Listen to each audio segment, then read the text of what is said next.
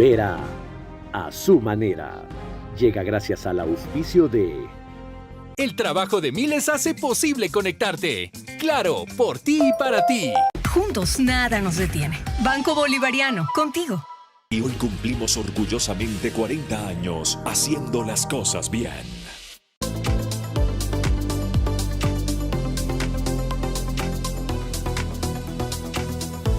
El momento momento es ahora. Telconet Latam.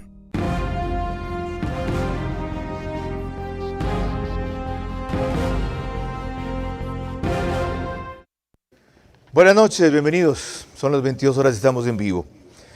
Para un encuentro histórico, le llamaría así, yo más que un programa histórico, una entrevista histórica, con Cristian Zurita, quien ha tomado el reto de continuar y adelantar el legado de Fernando Villavicencio.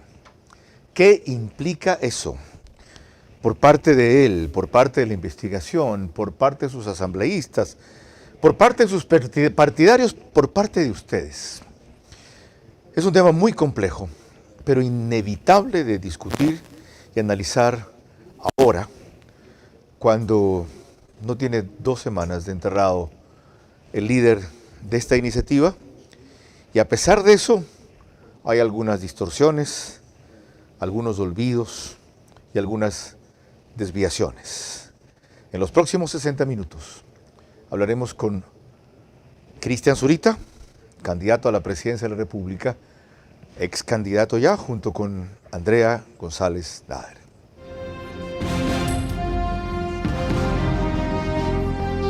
Este es Vera a su manera.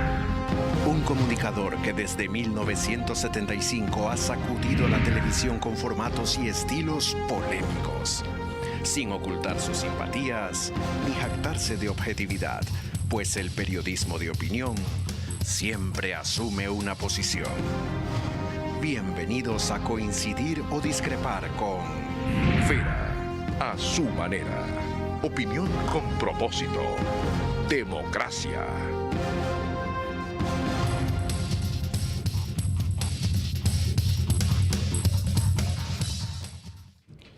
A nuestro invitado esta noche es muy complejo movilizarse. Tiene que tomar una serie de precauciones inéditas en este país, que ojalá sean únicas y últimas, pero entiende la necesidad de una conversación así, cara a cara, frente a frente, como la que nos dio Fernando Villavicencio en este programa, en 3 ocasiones, mucho más en este momento. Voy a empezar reproduciendo una explosión que hubo hoy en Quito, en la calle Robles y Amazonas, cuyo origen no está claro todavía. Van a escuchar las expresiones del ciudadano que se asombra y está grabando y dice que colocaron un carro, una bomba frente a su casa en esta zona. Después dice que es un coche bomba. ¿Podemos ponerlo? ¿Ya? Van a disculpar ustedes lo que se oye.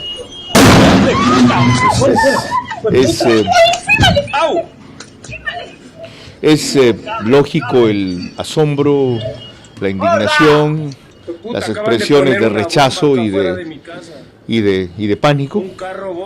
La descripción que hace preliminarmente el ciudadano es la que le acaban de escuchar, un carro bomba, porque estalló algo en el carro. Ahora, hay versiones recientes que dicen que se trata de un vehículo con un tanque de gas atrás. No sabemos si lo cargaba para llevarlo a su casa o si era un taxi conducido a base de gas.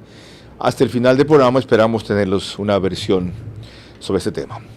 Nos pueden seguir en Facebook y YouTube por Ver a su manera. Estamos en vivo por Extreme TV Cable, canal 15 de Vito TVO, o 709 en la misma cablera si prefieren alta definición. En DirecTV el canal es 194, que corresponde a Manavisión, canal 9. Solo en Manaví señal abierta. En todas las demás cableras, incluidas las que mencioné, estamos a través de RTU, DirecTV 177, CNT 12, TV Cable 69, Claro TV 30 y Cable Unión 09. Radio, es Radio Centro 101.3 FM. Cristian estuvo conversando recién con sus panelistas hace pocos días. En audio y en imagen para sus plataformas digitales. En Manaví, Candela con K, 89.3 FM. Y en Riobamba, la tierra de Fernando Villavicencio. Él es de la UCI, ¿verdad? A la UCI. De la UCI. 89.3 FM. La bonita del centro del país, para Chimborazo, Cotopaxi, Tungurahua. Comencemos, María Clara Triviño Martínez. Bienvenida. Gracias, Carlos. Buenas noches para ti, para todos nuestros amigos televidentes y radioescuchas también. Iniciamos nuestro programa Precisamente revisando lo que nuestro invitado central de esta noche, Cristian Zurita, dijo cuando aceptó reemplazar la candidatura del fallecido Fernando Villavicencio luego de su asesinato y también continuar con su legado. Plan de Fernando, nuestro plan de gobierno, sus ideas están totalmente intactas y las vamos a cumplir. Junto con él pensamos ese plan antiterrorismo, ese plan antimafia para que proteja el Ecuador. Cristian Zurita nació el 4 de abril de 1970, es periodista y ahora lo identifican como político ecuatoriano, una larga trayectoria en el periodismo investigativo. Bienvenido y gracias por aceptar la invitación, Cristian. ¿Qué pasos ha dado ya y va a dar para cumplir esa misión? Bueno, ha sido a diario, han sido decisiones constantes desde el fatídico 9 de agosto y pues después de que se decantó mi candidatura y pues se dieron los resultados y obtuvimos un importante número de asambleístas, 31, se van a quedar 30 en el bloque, ha sido una serie de decisiones que todavía me siguen apalancando en las condiciones para enfrentar el futuro. O sea, todavía no hay. ¿Con tu familia? ¿Dijiste voy a aceptar esto que significa un riesgo mortal? No lo tomé simplemente. Qué franqueza, es una decisión, ¿no?, que tenía que tomarla directamente. Pues, mira, si es que consultaba, pues me iban a decir que no. ¿Y ahora? Pues igual hubiera aceptado. Tenía que hacerlo. No había otra alternativa. ¿Comprendieron aunque discreparon? No, se asustaron. Desde ese momento la familia se dispersó, está dividida en muchos puntos, sobre todo por temas de seguridad. Hay que entender, no solo la tuya directamente, la familia en general. Familia en sí, ha tenido mucho cuidado y pues ha sido muy respetuosa de todos estos eventos y entiende que se trata de momentos extremos que vive el país. ¿Y por qué nunca dudaste, Cristian? Porque nunca lo he hecho. Sí, eso es lo que de alguna manera nos juntaba y con Fernando hacíamos tan buen equipo. La diferencia es que Fernando era un temerario y yo solo no tengo miedo, pero pues para cumplir un legado sí hay que mantenerse vivo. Hay mucha responsabilidad de por medio que debo asumir y pues se ha caminado día a día y pues espero que así sea. ¿Qué es lo principal de ese legado? Yo sé que tiene múltiples variables y apunta a múltiples causas, pero ¿cómo definirías tú que has tomado su relevo esto? No es fácil. En primer lugar, Villavicencio se convirtió en la voz más importante de denuncia y de entrega de información delicada en el país y de análisis. Eso se ha perdido. ¿Cómo se retoma eso? ¿Quién lo va a hacer? ¿Quién lo va a retomar? Pues hay que continuar. Solo un equipo puede suplir lo que hacía una persona como él. Tenía un equipo importante, era muy pequeño, pero que hacía un trabajo formidable. Tres personas más Fernando, nada más. Ese era su equipo y pues con eso se batió y con eso sacó adelante pues los 54. ¿Ese equipo planea seguir? Debería seguir, sí, pues se encuentra en estos momentos pues muy lastimado por las circunstancias, pero ese equipo tiene que ser parte de este proceso, además que conoce y entiende todos los documentos e informes que quedaron a medias luego de la emisión de la muerte cruzada del presidente de la República, así que ahí hay un camino bastante importante que en la parte investigativa lo entiendo, y en la parte política, Cristian. A ver, ahí hay que tomar decisiones que involucran básicamente al bloque y acuerdos que tienen que existir con el resto del legislativo para formar la comisión multipartidista que investigue desde lo político la muerte de Fernando. ¿Hay que tomar decisiones o hay que seguir sus directrices?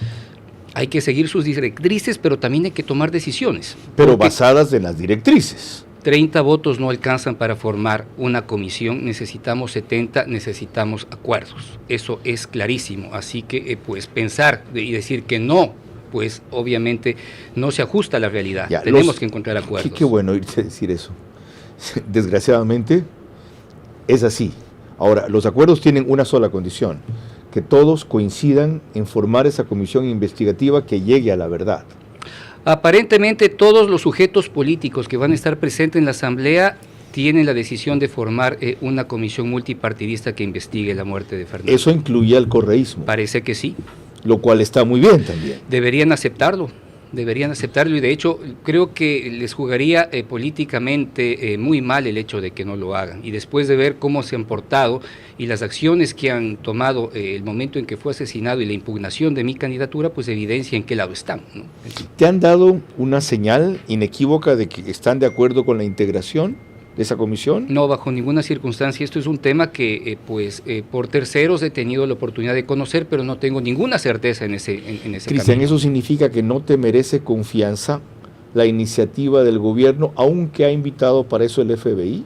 Bueno, tenía que hacerlo, el FBI está trabajando conjuntamente con la policía este momento, ya lleva 3 semanas, se encuentra en investigaciones netamente técnicas, y pues se va a quedar un tiempo más, espero que sea lo suficiente para que pues ayude a determinar y generar una metodología en su investigación junto con la policía. ¿No te parece que la decisión del presidente Lasso significa claramente, como aquí hay una falla de seguridad en general del Estado, que incluye a la policía, que incluye a las Fuerzas Armadas, unos más y otros menos, es una señal de desconfianza en esas dos entidades, o de relevarles de la responsabilidad de ser juez y parte en esto?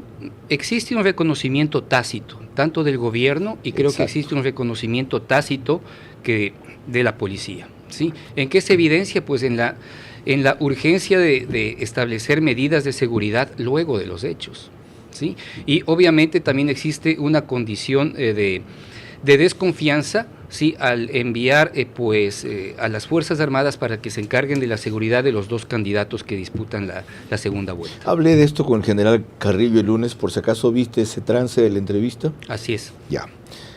Comparto una de las objeciones e inquietudes que le hacía, aunque tú no eras exactamente del equipo interno en ese tipo de movilizaciones.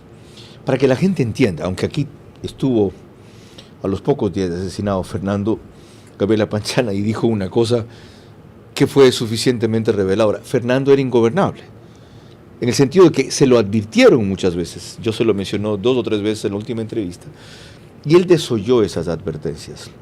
¿No se sienten ustedes corresponsables de eso, de no haberlo frenado, de no haberlo limitado? Pasaba mucho por su decisión. Fernando era un hombre que en todo su aspecto y en todo lo que significó el círculo de campaña, tanto el más lejano como el inmediato, imponía su impronta. Y eso era muy difícil de cambiar, muy difícil de cambiar. Sí, esta es mi línea y la siguen. Claro, entonces hubo una serie de críticas y protestas con respecto al manejo de su cápsula de seguridad, que es por donde efectivamente pasan esta gran cantidad de negligencias, y pues él, de alguna manera, Fernando era un hombre muy grato. Se sentía mucha gratitud por todos aquellos que le mostraban pues algún acto noble y solidario, pues, y se ganaban su corazón, y eso pasó con su círculo de seguridad. No sé por qué le tenía una enorme confianza, a pesar de que todos le dijimos, mira, no es del grupo más adecuado. Ahora, hay un problema, porque se trataba de una seguridad intermitente. Salía de Quito y encontrabas efectivamente un sistema poderoso de seguridad a su alrededor, que encontrabas 3 anillos, y pues empoderado por un grupo del Grupo de Intervención y Rescate, que colaboraba con su grupo más íntimo, ¿sí? Pero en Quito estas condiciones en ciertos momentos se relajaban totalmente, y parecería que efectivamente pues no pasaba nada. ¿El relajamiento de ese día fue casual? El relajamiento era constante, Carlos. ¿El de ese día fue casual? Yo diría que existieron una serie de problemas, no solo ese día, pero ese día es fundamental. Es fundamental porque la cápsula de seguridad no tomó las decisiones que debía hacer. ¿Y los asesinos sabían de la guardia baja ese día? Estaban clarísimos que algo iba a suceder, porque mira, sale con cierta rapidez, intenta subirse al vehículo, y pues no hubo la suficiente madurez por parte del capitán Cristian Ceballos en decir, esperemos que el auto blindado está a 25 metros, 30 metros por el tráfico, si no era más. No era más de 40 metros de distancia que el vehículo se encontraba allí. Sin embargo, el capitán Ceballos tomó la decisión de hacerlo subir a ese vehículo. Ahora, si no era allí, lo mataban en otra parte. Es posible que si no era ese rato, era más adelante. Pero por las formas y las cantidad de involucrados que hemos visto, ¿no es cierto? Es posible que allí se hubiese decantado de peor forma. De hecho, hay 3 balas que pasan el vehículo, una llega a Fernando, otra llega a una adherente o persona que estaba muy activa en la campaña y pues de milagro sobrevivió. ¿A la chica Molina que le dio en el ojo, no? ¿O a otra adicional? Sí, la señora Gloria López sufrió adicional. Sí. ¿Por qué es esto importante? Porque esto lo sacaba él de la instancia de la campaña que pudo haberlo catapultado a la segunda vuelta. Las mediciones varían, pero la mayoría coinciden en que Fernando iba tercero, segundo, tenía 10-12%. Sedatos fue la que se atrevió a decir que iba segundo exactamente. Vamos a ese instante del debate por un momento, María Clara. Precisamente lo que menciona nuestro director Carlos Vera, lo haremos recordando en el siguiente video, el momento preciso en que Andrea González Nader y Cristian Zurita llegan a las instalaciones del debate y son impedidos de ingresar. He aquí sus palabras. No nos dejen presentar una condolencia como lo merece. Un candidato presidencial asesinado en menos de una semana de las votaciones nos parece realmente indolente. ¿Qué ha argumentado el CNE para no permitir el ingreso? Primero que todo había que establecer la inscripción formal como es lo que se había acordado la tarde de hoy y pues solicitamos al Consejo Nacional Electoral que se nos informe la condición para poder ingresar al cubículo y estar presentes como oyentes dentro del debate, haciendo respetar la silla vacía de Fernando Villavicencio como a un candidato a la presidencia de la República. Esperamos que dentro del debate se respete la silla vacía de Fernando Villavicencio y esperamos que ninguno de los candidatos ni sus estrategas intenten utilizar la imagen de Fernando Villavicencio a su nombre. Esa es la razón por la cual estamos aquí presentes, para darles a conocer que sin Fernando Villavicencio no hay debate. Luego de inscribir nuestra candidatura tenemos que ser enfáticos. Sin Fernando Villavicencio no hay debate. Y estamos esperando a la organización política que se atreva a impugnar nuestra candidatura, para saber de qué lado están. Si están en el lado de las mafias o están en el lado de los buenos. Habían pasado apenas 4 días del asesinato de Fernando Villavicencio, ya sabemos quién impugnó, ya sabemos el argumento de Diana Tamaín para no dejarlos entrar, ya sabemos el problema que hubo en poder admitir que el relevo se diese de inmediato, que antes hubo una circunstancia parecida y no aplicaron el mismo procedimiento. ¿Por qué cito esto, Cristian? Para extrapolar la actitud de ese CNE de entonces, ahora.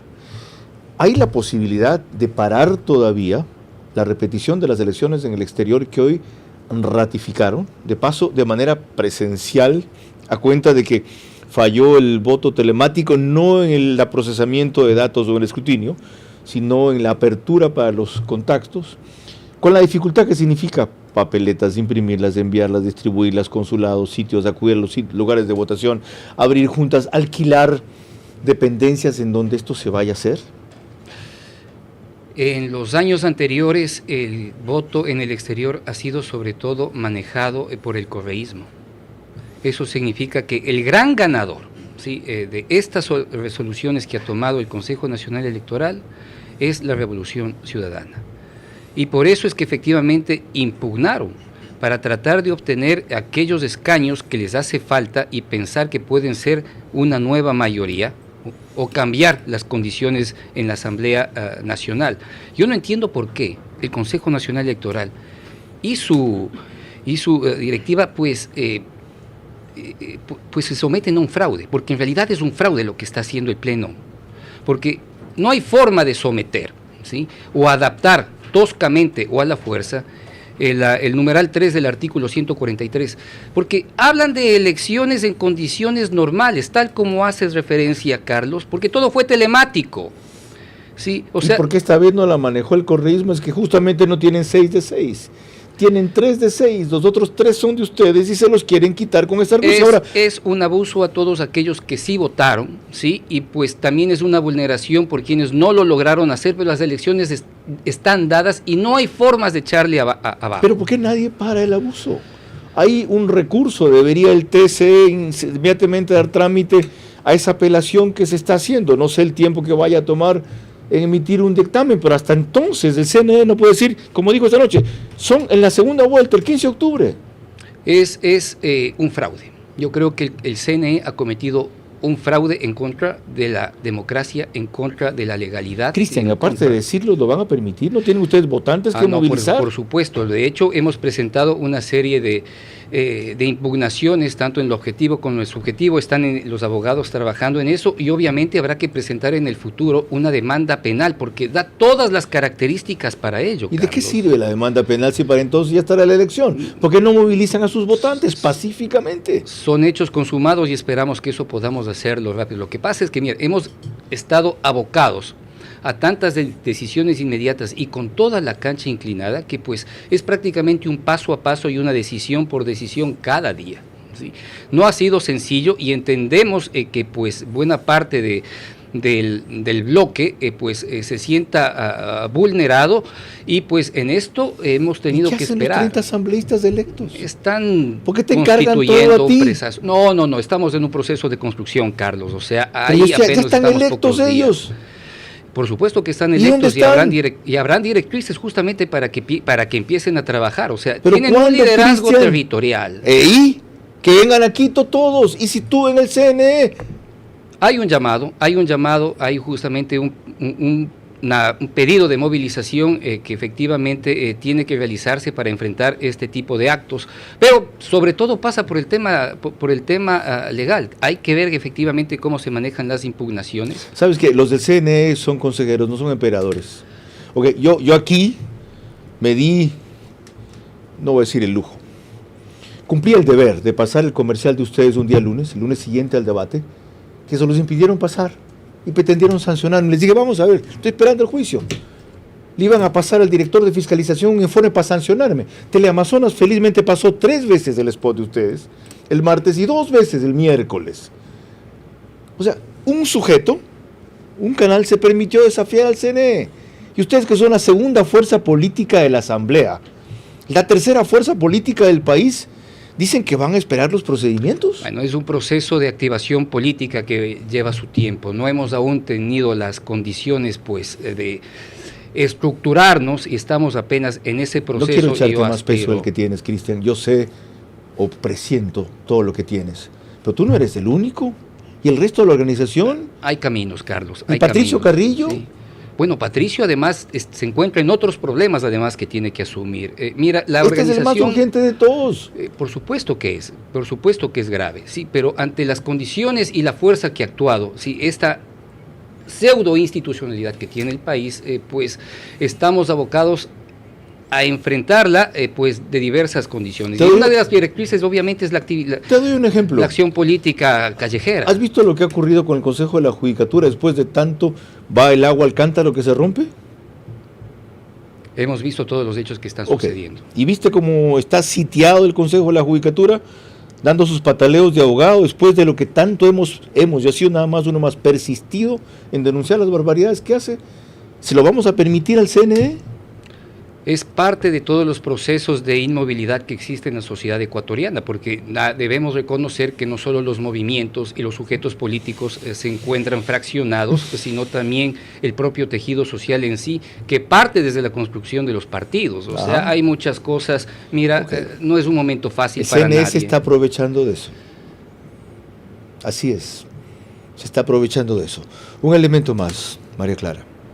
Veremos que en la última comparecencia de Andrea González Nader, la ex candidata a la vicepresidencia como binomio de Cristian Zurita, aquí en nuestro programa Ver a su manera, habló, entre otras cosas, sobre la gestión política que ellos realizaban y que el CNE estaba obstaculizando. Veamos en qué términos lo hizo. Y hablemos de nuestra participación en el debate, Carlos. No nos dejaron entrar a mí y a Cristian cuando éramos las personas que íbamos a acompañar a Fernando al debate junto con su jefe de seguridad. Así es. E incluso mi participación en el debate, que era lo que se pretendía hacer cuando yo subo como candidata a la presidencia según el Movimiento Construye, era parte de esa gestión política que nos permitan continuar. 2 de los candidatos le pidieron formalmente al CNE que atrase el debate, a lo cual obviamente la respuesta del CNE fue no. Y tampoco nos dejó participar como oyentes. ¿Usted estaba dispuesta a ir si se lo permitían? Sí, y me los hubiera comido vivos. porque tengo clarito todo lo que pensaba Fernando y yo también sé debatir. ¿Por qué citamos ahorita a Andrea? Porque yo pienso que debes compartir la tarea con ella. Activen a Andrea, no solo activen a los asambleístas. Hicieron un tándem fabuloso ustedes en el poco tiempo que les tocó tomar el reto. ¿Por qué no ponen a ella a liderar esa parte? Ha sido pues una gran fórmula, ¿sí? un broche increíble,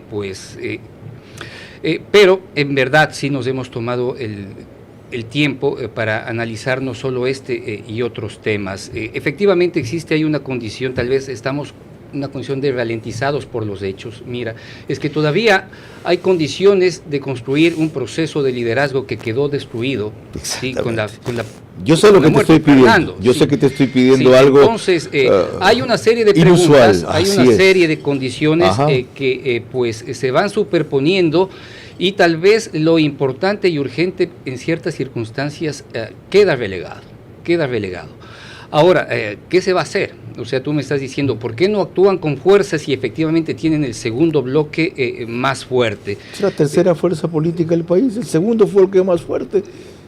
Y pues efectivamente nos está señalando que no actuamos con la rapidez e inmediatez que el tema requiere, porque efectivamente... Con el poder que ustedes tienen, ustedes son un poder, ejérzanlo, y solo han ganado con votos. Así es, lo hemos hecho con votos y sobre todo con la fuerza y la imagen de Fernando Villavicencio, ¿sí? Ahora... ¿Qué quisiera él, Cristian? Tú que tanto lo conocías... Bueno, era un hombre... ¿Qué te diría él en este rato si te hablara? ¿O qué te dice cuando te habla? Bueno, él diría, pues, ¿qué están esperando? Tienen que actuar. Ok, gracias. Se nota que lo conocía bien. No solo fue su compañero periodístico, sino su compañero de camino en muchos sentidos. Y de paso, celebro y felicito que hayas aceptado ese reto. No solo eres el único que lo podía hacer, es el mejor que lo puede hacer Cristian.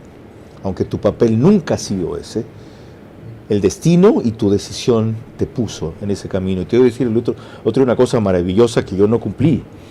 De aquí no tengo regreso. Se acabó el periodismo investigativo de 30 años. Estoy en la política y no vuelvo al periodismo.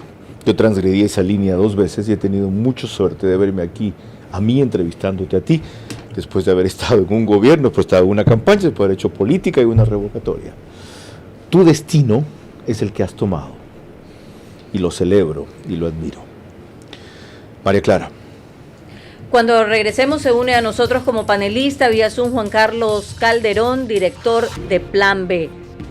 El desafío de Cristian Zurita no pasa por inmolarse también para honrar el legado de Fernando Villavicencio, sino por mostrar el camino que deberán andar sus partidarios. Vera a su manera, crítico e independiente.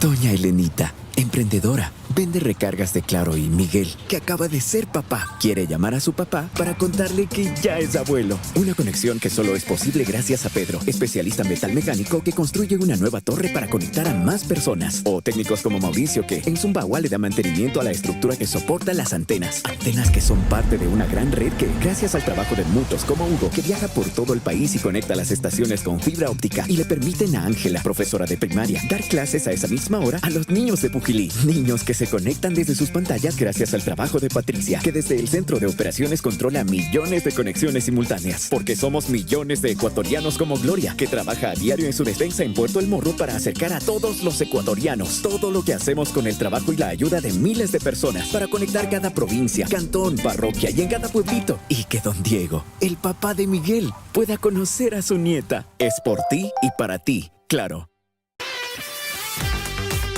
Juntos resolvemos el día a día e impulsamos a un país que se activa más.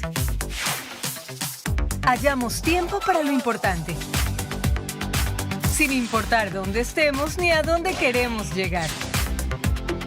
Porque lo que eres nos mueve a ir contigo a cada paso, con soluciones para lograr más cada día. Juntos, nada nos detiene. Banco Bolivariano, contigo. Por fin existe la oportunidad de que 70% sea más que 30%. Porque esta vez tenemos que concentrarnos en el único. 22:30 acabo de consultar con el general Salinas los primeros datos sobre la explosión en Las Robles y Amazonas en Quito. Había 2 bombonas de gas en ese vehículo. No fueron las bombonas de gas las que estallaron, sino la devastación hubiera sido total. Tienen 6 detenidos sospechosos, están indagando lo que registran las cámaras en esa zona y la unidad de explosivos está por dar un informe respecto a si eso fue lo que estalló o lo que explotó. Hasta ahora, esos son los datos. En OnePlus, el reprise de este programa es 48 horas después. En las 3 cableras es Canal 14 que lo reproducen. Extreme TV Cable, CNT y Claro TV. Apenas concluye, lo sube el periódico digital Ecuador en Vivo a su portal de noticias y portada principal. Y en Estados Unidos nos siguen. Tengo una cantidad enorme de preguntas que no voy a alcanzar a formular y de temas que no voy a alcanzar a incluir. No sé si Cristian permanezca mucho tiempo más en el país. Desde luego tendremos una segunda cita si su agenda y su seguridad lo permiten. Macro Digital es la señal que nos lleva en vivo a todos sus suscriptores en Estados Unidos. Muy amable. Volvamos al tema, María Clara Triviño Martínez. Y lo hacemos con el siguiente video en que veremos que en medio de la tragedia producida por la muerte de Fernando Villavicencio se sumaba además la incertidumbre por la división al interior entre gente buena y Construye. Revisemos esto en el siguiente reportaje de Belén Mendoza para Oro Mar. Las contradicciones, así como las disputas, van y vienen en la agrupación Gente Buena tras el crimen de Fernando Villavicencio, y más ahora, luego de los comicios de este 20 de agosto. Y es que se había anunciado en un comunicado una ruptura con el movimiento Construye, que auspiciaba de la mano de Gente Buena a Villavicencio en su camino a Carondelet. Que la alianza entre el movimiento Construye el Listas 25 y el movimiento político Gente Buena GB se encuentra vigente. Esto sucede luego de que la noche del 20 de agosto en un comunicado se anunciaba que los acuerdos políticos con Construye se daban por finalizados. Dicho documento lo publicó Erwin Ortega, quien figuraba como vicepresidente de Gente Buena. Además, en dicho comunicado también consta el nombre de Francisco Jacome como presidente de esa agrupación. En medio de todo esto, Construye anunció sus primeras acciones, entre esas, conformar una comisión especial para investigar el asesinato de Villavicencio. Agregaron que de los 31 escaños obtenidos, conformarán la bancada con 28 legisladores, aunque luego actualizaron la lista, agregando a Fernando Jaramillo, electo asambleísta por Imbabura. Recordemos que Construye se mantiene como la segunda fuerza política más grande de la próxima asamblea. Cristian, eso está superado y terminado. Desgraciadamente hubo algunos dirigentes de Gente Buena que se fueron con Sociedad Patriótica y el bloque ha perdido solo un legislador. ¿Cómo vas a hacer tú para mantener la cohesión de los que quedan? Bueno, era por demás importante que la presencia del asambleísta que directamente responde a los intereses de Francisco Jacome no sea parte de este proyecto. De los 31 elegidos quedan 30, está por verse con los temas que ya me has consultado sobre el tema del Consejo Nacional Electoral y la eliminación de la anulación de las elecciones en el exterior. En el peor de los casos serían 28 asambleístas. Existe un principio de consenso entre todos ellos para llevar adelante pues los principios o los 4 programas legislativos que Fernando Villavicencio consideraba, obviamente pensando en el tema de la comisión multipartidista que investigue su crimen, y desarrollar ciertas líneas particularizadas a cada uno de los intereses que tienen en territorio los asambleístas. Eso es muy importante porque obviamente, mira, va a ser una asamblea tan corta que enseguida hay que pensar en el 2025 y aquí solo funcionará mientras nos equivoquemos menos. ¿Has tenido o vas a tener algún contacto con Daniel Noboa para saber si en esa línea encuentran apertura y coincidencia, más allá del anuncio que hizo él de que coincidía con una comisión que investigue el asesinato de Fernando Villavicencio, inclusive con participación internacional? Bueno, hubo una respuesta muy rápida, un comunicado por parte del movimiento que representa Daniel Noboa, acogiendo los pedidos que yo públicamente había hecho, pues, y eso creo que abre un camino muy importante para entender qué acuerdos de tipo legislativo pueden haber a futuro. Obviamente habrá que esperar todo este proceso de segunda vuelta y obviamente hay que oponerse al correísmo con todas las fuerzas, porque ese es el gran tema, el gran problema de este país a derrotar, y pues allí podremos, creo que encontrar todos los caminos necesarios que él requiere para gobernar. En función de eso, nosotros para efectivamente legislar. ¿Vas a hacer tú un pronunciamiento personal? ¿Va a ser construye un pronunciamiento institucional? ¿Van a hacer ustedes una recomendación a dar alguna sugerencia a su electorado de por quién votar? Tiene que ser un proceso de consenso. En la medida no ha habido ningún acercamiento, básicamente solo este encuentro que es muy positivo desde el punto de vista público a través de mis pronunciamientos y su comunicado, pero no ha habido aún ningún tipo de acercamiento. De haberlo, en primera instancia solo pensaríamos que debe existir un acuerdo legislativo. Si hay un acuerdo legislativo, es mucho más fácil entender que ustedes recomienden votar por Daniel Noboa. Si no lo hay, a pesar de eso, ¿recomendarían votar por Daniel Noboa? Nosotros jamás vamos a votar por el correísmo, Carlos. Eso está claro. Jamás. Ya. Más señales claras es imposible. Juan Carlos Calderón, bienvenido, buenas noches. ¿Qué le dirías a tu compañero de ruta durante mucho tiempo, ahora que ha tomado la misma dirección, pero en otro andarivel que es la política? Bienvenido. Gracias. ¿Qué le dirías a Cristian Zurita en este nuevo reto? Que tenga siempre un cable a tierra, y ese cable a tierra somos sus amigotes, sus compañeros, sus colegas, quienes lo queremos mucho y lo respetamos enormemente y lo queremos. O sea, eso implica que a los amigos se les ve el corazón, y el corazón del Cristian es absolutamente para nosotros, y hablo siempre en plural, un tesoro que hay que conservar. Cristian es un tipo honesto, es un tipo íntegro, es un tipo valiente. Con él nos enfrentamos a un proceso judicial en el 2011, y creo que él fue el mejor compañero de esa ruta, porque era de las personas que, como siempre, ha sido muy frontal, absolutamente claro y dispuesto a decir la verdad. Eso nada más le diría. Me parece que los avatares de la política, esta zona oscura o gris, lodazal que puede ser la política, y es la política ecuatoriana, puede mancharte y va a mancharte de muchas maneras. Pero yo creo que hay que conservar precisamente esa integridad en todo sentido, esa valentía, esa agilidad, como tú reclamabas, Carlos, para tomar decisiones que sean justas, precisas en ese momento, con el coraje que necesitan estos tiempos. Eso me parece que podría decir al Cristian. Mil gracias, Juan Carlos Calderón, por esas palabras orientadoras e inspiradoras. ¿Cómo las tomas?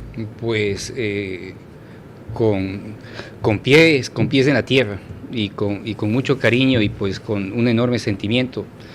Yo sé que esto no es sencillo, pero de pronto tengo un enorme capital que ningún otro político en la historia creo que ha tenido, que es saltar a la política con cero manchas, ¿sí? Con nada en contra, ¿sí?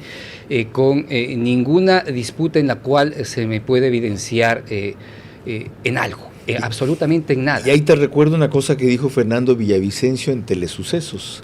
o en Radio Sucesos en Quito. Creo que era, no sé si con Milton Pérez o con Juan Carlos Calderón, dijo, si uno quiere limpiar el albañal o la alcantarilla, fue la palabra que usó, es inevitable contaminarse. ¿Te acuerdas? Lo dijo, así es. Y te va a tocar contaminarte. Bueno, Fernando siempre fue un hombre que buscó la política y la peleó por ella, y en ciertas circunstancias pues tuvo que enfrentar eso. Este no es mi caso. Yo he llegado en las condiciones más extrañas y extremas a la política, que aún pues todavía no dejo yo de sorprenderme. No dejo de sorprenderme, sí. Carlos, en verdad esto es pues totalmente golpe, nuevo, y pues apenas aterrizado en la política ya han empezado los ataques. Entonces, yo lo he visto con mucha tranquilidad, yo he visto muchos ataques porque he vivido... Esta mañana Jan Topic te acusó en la posta de ser un mercenario que fue a visitarlos a la casa de ellos, que dice que inclusive podría mostrar en la garita la bitácora, a proponerles blindaje mediático, le llamó. Yo le invito que busquen la bitácora a ver si la encuentra. ¿Nunca fuiste? No, sí fui, y te voy a contar cómo. Dos amigos del señor Tomislav Topic, que tienen relaciones conmigo, me llamaron a decirme que el señor Tommy Topic estaba loco por hablar conmigo, que necesitaba hablar conmigo, que debía darme una serie de explicaciones, porque yo en el portal 1000 hojas que constituimos había publicado y había detallado cómo es que emitió esta famosa pues carta de herencia que fue presentado por el abogado Javier Castro en el juicio de divorcio que se tramitaba en el estado de la Florida con su ex esposa Tamara Verduga. Yo hice público en eso y ahí quedaba en evidencia buena parte de la ruta de los recursos económicos que luego se terminaron de conocer en el caso Odebrecht, y él quería hablar de eso conmigo. Y yo no iba a ir solo a esa reunión. Y fueron pues dos personas a las cuales él tenía confianza y esas dos personas a las cuales él tenía confianza. Yo jamás, bajo ninguna circunstancia, hubiese aceptado una reunión a solas con él. ¿Sí? Peor en su casa. Fui a su casa porque él pidió a gritos que vaya. ¿De estos 5 o 6 años será atrás? Eso debe ser 6 años y un poco más. Es decir, el gobierno de Lenin Moreno recién me parece que estaba por instalarse. Es decir, estamos hablando antes del 2017. Jan ha dicho, o sea, yo he sido muy duro con Jan Topic, extremadamente duro con Jan Topic, pero Jan decía que efectivamente eso sucedió hace 3 años. Él no sabe porque él ni siquiera estaba en el país. ¿Es la única vez que fuiste? Es la única vez. Gracias por la aclaración. ¿Hay algo más respecto a la líder de Construye? Y hay testigos. Hay 2 testigos que si yo, efectivamente, esto quiere subir el nivel de este tema, el tono, pues yo puedo llamar efectivamente a esas 2 personas para que cuenten qué conversé con él. ¿Hablaste con los testigos hoy? ¿Les consultaste? No he hablado con ellos, pero ellos recuerdan con claridad porque fueron ellos los que me persuadieron a que vaya a hablar. ¿Siguen siendo tus amigos? Por supuesto que sí. ¿Qué es lo que describe Jan Topic como un blindaje mediático? No sé a qué se refiere como un blindaje mediático, pero eso hay que preguntarle a él y al medio en el que dio esas declaraciones. Que fue la posta esta mañana. Así es, tal vez ellos conozcan mejor de qué significa un blindaje mediático que yo. Ok, sigamos con lo de María Paula Romo, María Clara. En efecto, por su parte, María Paula Romo, la ex ministra de Gobierno, habla sobre la fragmentación de la nueva Asamblea y la necesidad de llegar a consensos para tener gobernabilidad en el próximo periodo. Es una entrevista para Radio Centro. Yo no veo una asamblea idéntica a la anterior. Dudo mucho que algunas organizaciones políticas que fueron con una gran bancada en el periodo anterior vayan a repetirla. La fragmentación que hay en el país es una fragmentación que tiene un espejo en la política. Así que veo una asamblea muy fragmentada, pero espero también que la gran lección para el próximo gobierno es que construir unos acuerdos, unas alianzas, unas coaliciones de gobierno, eso va a ser indispensable para quien quiera que llegue. Será un gran desafío el de construir acuerdos y por eso creo yo que también debemos ser muy cuidadosos en el periodo posterior a la campaña, porque las condiciones de unidad también se dan mucho, o los impedimentos para esa unidad También se dan mucho por la soltura de huesos en algunas declaraciones, porque muchas veces no hay la madurez suficiente para separar las afinidades personales de las coincidencias políticas. Cristian, ¿tú vas a estar en el país para dirigir o orientar esos acuerdos o vas a delegar esto en Patricio Carrillo, por ejemplo? Hay cosas que hay que asumirlas directamente. O sea, mira, la gente votó por Fernando Villavicencio, pero bien o mal, yo recibo ese endoso y existe un 16.5% de votos y de esperanzas que tienen puestas en un proyecto que Fernando lo lideró. En esas circunstancias, pues necesariamente pues tengo que estar en la toma de decisiones que sean importantes y al más alto nivel. Yo no le voy a negar. ¿Te ibas pronto? Pero estoy caminando aquí, Carlos. Hasta hace una semana tenía pensado en irme y ahora estoy hablando ya de pues cómo vamos a enfrentar los problemas que tiene que tener este país. Entonces, mira, estoy caminando. ¿Vas a seguir corriendo el riesgo aquí? Cuando telemáticamente o desde afuera puedes hacer eso y tener la tranquilidad de por lo menos durante un rato tener a tu familia más lejos del peligro, nunca a salvo. Pero si es que me pongo a pensar en eso, no tengo que tomar las decisiones que debo, Carlos. O sea, si es que eso hubiese pensado cuando escribimos El Gran Hermano, cuando hicimos Arroz Verde, no lo hubiésemos hecho, ¿ya? Entonces, es un camino que en estas circunstancias, por la responsabilidad que significa tener un 16.5%, es inexorable. ¿Cuántos hijos tienes? Allí. Hay 2. ¿Cuántos matrimonios? Espero que venga uno más. Qué bueno, qué bueno. No pregunto más porque hay ropa tendida aquí. María Clara. Al regresar se une a nosotros como panelista vía Zoom Germán Rodas Chávez, coordinador de la Comisión Nacional Anticorrupción.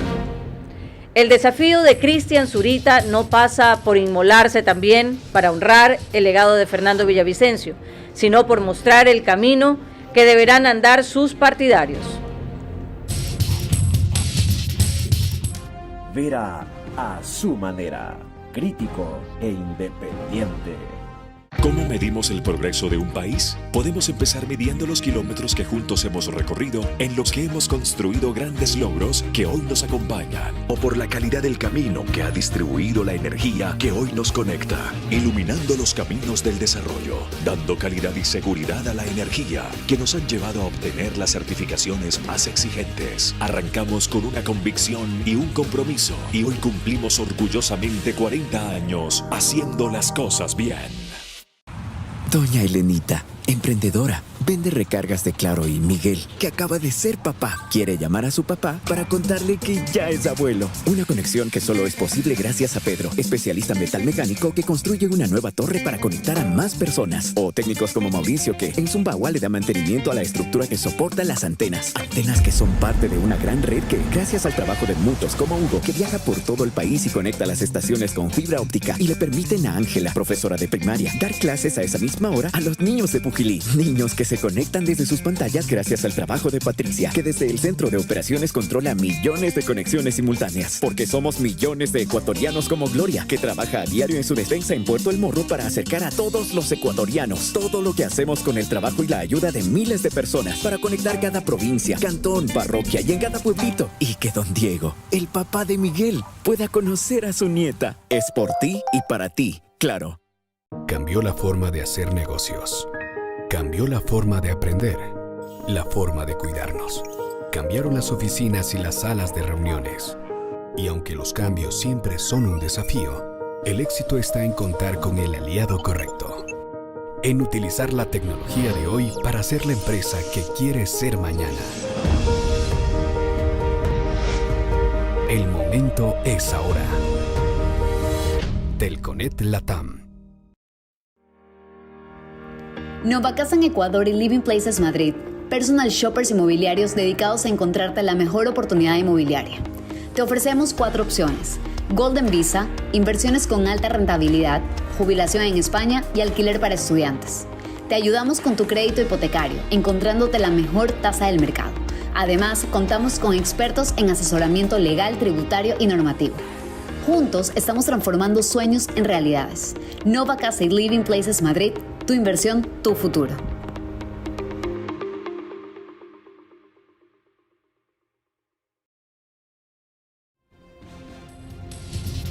por fin existe la oportunidad de que 70% sea más que 30%. Porque esta vez tenemos que concentrarnos en el único. Tengo varias llamadas y sugerencias de que extendamos media hora el programa. Esta noche no. No me imaginé que se nos quedaría tanto tema pendiente. Queda planteado, se lo digo ahorita públicamente a Cristian, para su siguiente comparecencia. Espero que hayamos abordado lo principal sin haber agotado todo, desde luego. Cuando hicimos ese programa con Fernando Villavicencio de hora y media fue un domingo, que es edición especial, y en mi caso el problema es que tengo que notificar a los demás medios. ¿Ya? Yo podría seguir por redes sociales, pero la difusión mayor de este programa está en cableras. Cerca de 45,000 hogares están conectados en este rato en el país. Expreso de Primera Plana dice mañana: Quito pelea contra los incendios, el CPCCS es invitado a meter su cuchara en la crisis judicial, el CNE es el culpable de que Lazo sume días, millonaria licitación en un vaivén de fallos, se refiere a los contratos de seguros de Petroecuador, y la TRI espera los goles de Ener. El Universo, Primera Plana de mañana: Fiscalía advierte posible obstrucción de la justicia, CNE pidió a Contraloría un examen por el voto telemático. Pendiente acuerdo con Corea del Sur, 16.289 casos de dengue en el país. En 11 planteles de Yaguachi se piden clases virtuales por inseguridad. El diario de mi tierra, Manabí: niño muere con dengue. Kevin Rodríguez, un nuevo jugador de Independiente del Valle, se va a Europa. Y hoy vence plazos, se refiere a mañana jueves, que dio el alcalde de Puerto Viejo para que comerciantes dejen Alajuela y se pasen al CCI. Germán Rodas, buenas noches, bienvenido. Usted ha tomado el relevo de la causa de lucha contra la corrupción en esa comisión tan célebre que dignificaron, entre otros, Jorge Rodríguez Torres. Siendo esa también la causa principal de Fernando Villavicencio, ¿cómo cree que la debe tomar y enrumbar Cristian Zurita y la fuerza que políticamente Fernando Villavicencio construyó más con su muerte que con su vida? ¿Quién creyera? Buenas noches, doctor. Carlos, buenas noches a usted, a Cristian un saludo muy especial, a quienes nos escuchan y nos ven lo propio. Yo quisiera decir primero lo siguiente: le he escuchado a Juan Carlos Calderón, a Cristian y a usted, y estoy pensando la importancia que tiene el periodismo de investigación en la tarea de la lucha contra la corrupción. Personas como las que acabo de nombrar, agregando a nombres como Marta Roldós, han sido puntales fundamentales en esta tarea que es un compromiso de vida. Desde la Comisión Nacional Anticorrupción, un abrazo muy particular a Cristian por los momentos trágicos y difíciles, y creo que no basta decirle solamente que le acompañamos en esta tarea porque estamos desde hace muchísimos años en la misma, sino que hay que crear los puentes indispensables para hacer de esta acción, de este proceso anticorruptela, un mensaje permanente entre todos aquellos que hemos asumido un compromiso de vida. Creo que eso es lo fundamental para rescatar el legado de este gran ecuatoriano que fue Fernando Villavicencio. Muchas gracias, doctor Germán Rodas. Ahí tiene otra luz y otro camino. ¿Cómo crear los puentes que sugiere él? Bueno, el hueco que deja Fernando es que todo aquello que podía conocerse, va a dejar una orfandad. Y esta orfandad no hay en sí quien lo llene de la forma e inmediatez que lo hacía. Fernando tenía un temor muy grande, y era que de la información que tenía, quedarse mucho tiempo porque temía que lo acusen de que está jugando con ella. Entonces, su método siempre fue tener la información y hacerla pública, y por eso es que siempre estaba era titulares todos los días con Fernando Villavicencio, y era justamente por el temor de que se diga de que cualquier información él se la guardaba. Él no se guardó nada. Lo que pudo haber quedado está allí como información pública en la Comisión de Fiscalización, que alguien tiene que trabajarlo. El gran hueco que nos deja es esta condición de que alguien trabaje, lo analice y lo presente públicamente, porque ¿de qué nos sirve la información que puede ser sensible y estratégica si está guardada en cajones? De nada. Y pues el gran hueco y lo que puede verse, si es que efectivamente nadie toma esa rienda, es esta orfandad en lo que significa el entendimiento de los hechos y los irregulares que existen en el país. Ahora se lo entiende y se lo valora mejor que antes. Por eso decía, es increíble cómo una muerte puede generar tanta vida. María Clara. Escuchemos ahora a nuestro invitado central, el propio Cristian Zurita, en el siguiente video, que habla sobre una denuncia, precisamente por Fernando Villavicencio, sobre un posible ataque contra su vida. El 13 de abril de 2023, el asambleísta Fernando Villavicencio, entonces presidente de la Comisión de Fiscalización de la Asamblea Nacional, presentó a la Fiscalía una denuncia formal en contra de 5 asambleístas. La razón, un posible ataque contra su vida bajo la modalidad de sicariato. Los nombrados fueron un asambleísta del Partido Social Cristiano, Pablo Muentes, y el resto asambleístas relacionados a la Revolución Ciudadana, Ronnie Aliaga, Roberto Cuero, Ronald González, Walter Gómez. La denuncia presentada en la Fiscalía General del Estado narra cómo Fernando Villavicencio se enteró a través de asambleístas que prefirieron guardar el anonimato de esta condición y de esta planificación que realizaban. Algunos de ellos buscan la reelección y la gran pregunta es, ¿qué hacían estos 5 asambleístas hablando de sicariato? ¿Y qué respuesta le deben dar al país luego del crimen brutal de Fernando Villavicencio el pasado 9 de agosto? Deben responderle al país las circunstancias por las cuales fueron acusados por Fernando.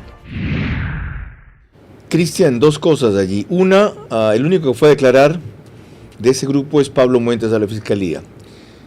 Él hoy sacó un tuit diciendo en un comunicado del pasado 15 de agosto, dije que tomaría acciones legales contra Cristian Zurita, hoy lo he demandado, los ecuatorianos estamos muy expuestos al odio y la violencia, como para que se incite a más de esto, dañando la honra y la reputación de una persona honesta a lo largo de toda su vida. Todo por comentarios maliciosos, tergiversados y sin sustento alguno. ¿Tiene usted los sustentos para esa revelación que hizo? Bueno, están en la Fiscalía General del Estado. Fernando hizo 2 cosas. Presentó una denuncia en la Fiscalía General del Estado y he sido citado para este 31 de agosto para presentar una declaración con respecto a la denuncia que Fernando Villavicencio presentó el 23 de abril. Hace 4 meses. ¿Qué es lo que le habían referido que conversaban esos asambleístas? Justamente lo que se señala en el video, que 2 asambleístas mujeres que prefirieron guardar el anonimato escucharon una conversación de ellos 5 en lo que planificaban pues quebrar a Villavicencio. ¿Quebrar era la palabra? Quebrar ya. A Villavicencio, y que se planificaba un ataque bajo la modalidad de sicariato. Está presentado en las redes sociales de Fernando, está presentado un boletín de prensa y está en la Fiscalía General del Estado. Pero yo entiendo que lo haya denunciado, pero no que usted lo haya repetido sin ninguna prueba. ¿No era demasiada ligereza eso? ¿Y por qué interpretar necesariamente quebrar con asesinar, eliminar, victimar? Es el presente inmediato. Eso pasó en 23 de abril, hace apenas 4 meses, Carlos. Y si existe una denuncia de estas características en las que Fernando dijo que podía ser efectivamente atacado, y es asesinado brutalmente. No atacado, el 9 de quebrado agosto. Fue el quebrado, okay. Sí, quebrado. Y es asesinado el 9 de agosto, pues es necesario establecer una relación, no es cualquier cosa. O sea, han matado a Fernando y si de por medio había los nombres de todas estas personas con las cuales pues todos identificamos las enormes diferencias que mantenía, no solo eran diferencias, o sea, era mucho más.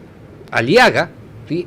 Ronnie Aliaga enjuició a Fernando Villavicencio, me enjuició a mí. ¿Sí? Ahora el señor Muentes, ¿sí?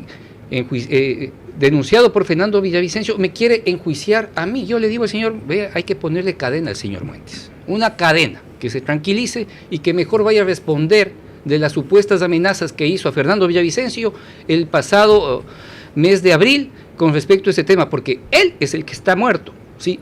Él es el que está efectivamente Ha citado sido el y él único tiene que responder. respondió a la Fiscalía, Pablo Muentes. Y responde con una demanda contra mí, por haberle recordado que la demanda pues fue puesta por Fernando Villavicencio. ¿En qué país estamos pues entonces? Entonces yo también puedo hacer lo mismo con respecto a él.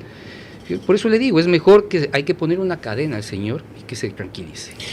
Concluimos con el rito final que nuestras co-conductoras o presentadoras han instaurado aquí. Cristian está al tanto del mecanismo, se lo explicamos antes. María Clara. Gracias, Carlos. Las preguntas ahora para nuestro invitado central, recordándole que tienen que ser respondidas en términos de sí o no. La primera, para el señor Zurita. Desde fuera del país, como usted planea para mantener su integridad y la de su familia, ¿seguirá orientando a sus seguidores y a los de Fernando Villavicencio, sí o no? Sí. La segunda, ¿el camino a la política es en verdad sin regreso al periodismo investigativo como usted lo definió, sí o no? No. La tercera, ¿cree que el descuido del Estado y la Policía Nacional fue deliberado con respecto al crimen de Fernando Villavicencio, sí o no? Sí. La cuarta, ¿la presencia del FBI da alguna garantía e independencia a la investigación del crimen de Fernando Villavicencio, sí o no? Sí. La quinta y última, ¿le tranquiliza que el candidato Noboa haya aceptado iniciar una comisión de colaboración internacional para la investigación del crimen de Fernando Villavicencio, sí o no? Muchas gracias, Carlos. Cristian, gracias por comparecer en medio de un trance tan complicado que, como tú dijiste, todavía estás procesando y digiriendo. No tiene ni 3 semanas, ya tiene, de asesinado a Fernando Villavicencio. Y a ustedes que creyeron en Fernando Villavicencio, que lo admiraron antes y ahora más, que tanto se adhirieron a su fuerza legislativa más que a su candidatura presidencial, y lo puedo entender, porque el propio Cristian Zurita ha reconocido que nadie más es capaz de hacer lo que Fernando Villavicencio hizo, salvo Fernando Villavicencio. Entonces mucha gente que estaba dispuesta a votar por él o alguna desertó, y sin embargo 16.5 se mantuvieron. Y Cristian Zurita está claro en que básicamente es por él, antes que por su relevo. No así en la legislatura, en donde el voto pasó del 20%. Y no así en las expresiones públicas ahora, de adhesión, de arrepentimiento, algunos casos de reconocimiento, de nostalgia, de extrañamiento. Bueno, pues conviértanlas en acciones. La primera debería ser apoyar masivamente el reclamo que hace Construye para que no le birlen 3 asambleístas, llevando otra vez el sistema al que antes capitaló siempre los correístas de voto en el extranjero mediante papeletas. ¿Quieren hacer algo por él? Dejen de chatear. Empiecen a actuar. Juéguensela también, cada cual a su medida, en su proporción, en su ámbito, pero actúen, militen, movilícense. Este país puede ser rescatado todavía. Y para eso, el más grande aporte lo hizo el hombre que no está y se inmoló por esa causa. Si no moría, no había hecho tanto por nosotros que si vivía. Tenemos una gran deuda que pagar ahí. Comencemos. María Clara. El día de mañana a las 22 horas en vivo estará con nosotros aquí en nuestro estudio el motivador Ismael Cala. Por ahora, gracias por su gentil compañía. Los esperamos.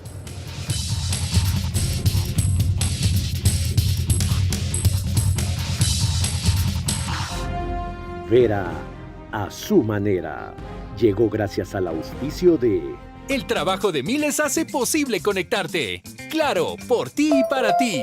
Juntos nada nos detiene. Banco Bolivariano, contigo. Y hoy cumplimos orgullosamente 40 años haciendo las cosas bien.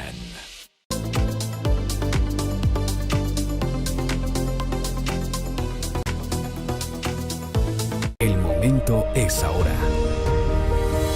Telconet Latam